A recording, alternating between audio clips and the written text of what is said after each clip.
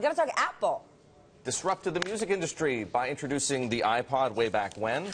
But can lightning strike twice for Apple? The company introduced yesterday, as you probably know, Apple Music to the world, taking on the likes of Spotify and radio, and of course there's Pandora and Tidal. Let's not forget that. Tim Higgins is in San Francisco.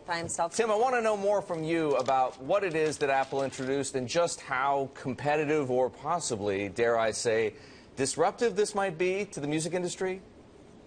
Well, disruptive, perhaps not. Maybe catch-up for Apple. It's an all-in-one app that's going to be called Apple Music. You're going to be able to get streaming or subscription-based music service there. You're going to be able to play your downloaded songs that you already have on your phone through iTunes. And they're going to have a 24-hour radio service on the Internet. All for about $10 a month.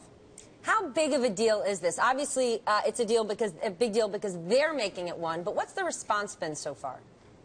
Well, you've already seen some upstarts like Spotify really take some dominance in the marketplace. And what's going on is Apple is the world's largest music retailer. And as you alluded to, they created this kind of idea of the downloaded ecosystem. They didn't create it, but they really created it. They made it popular amongst us all. And now really what's at risk is as we go forward into a system where people want to subscribe to music and kind of stream it on their devices, they want to make sure they don't lose that ability and that place in the marketplace. I mean, it's really about making sure that this device, your iPhone, is the center of your entertainment world, whether it's music or video or reading. They want to make sure you're doing it on this. Tim, what does it say that Apple is going to be taking Apple Music and making it available on Android?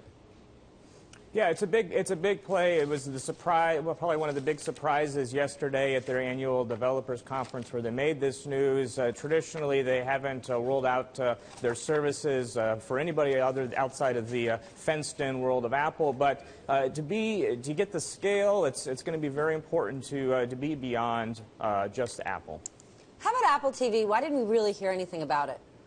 Yeah, that was the news of the day was what wasn't announced. Sources had told Bloomberg that there was an attempt, negotiations were underway in hopes of having a deal to have a streaming TV service announced. Those talks, we understand, are still going, but they're proving difficult. I mean, the situation that the CEO, Tim Cook, finds himself in is this rapidly changing and evolving media landscape, whether it's music that's being streamed to your device or TV that's not being watched in traditional ways, whether it's cable cord cutters or folks that just want to download snippets of television. Apple's trying to find its place in this new media ecosystem. Tim, what more did we learn about Apple News? Yeah, that's another example of Apple wanting to try to be a device for whatever kind of content you want to provide. It's going to be a new app that allows you to consume the printed word in a different way. Again, a beautiful kind of layout. They've got some deals for content with such affiliates as New York Times, Condé Nast, ESPN, even Bloomberg. What the heck was Drake doing there? If they wanted to have the most important Canadian, they could have called Shatsker. What does it mean? I mean, we know Drake has been at odds at times with Jay-Z. Jay-Z's got Tidal. What was Drake doing there? I want to say... Yeah, Drake was there kind of lending his support for the service. So they got to get artists on board with Apple Music. Tim, good to have you with us. Thanks for getting up early. Tim Higgins in San Francisco.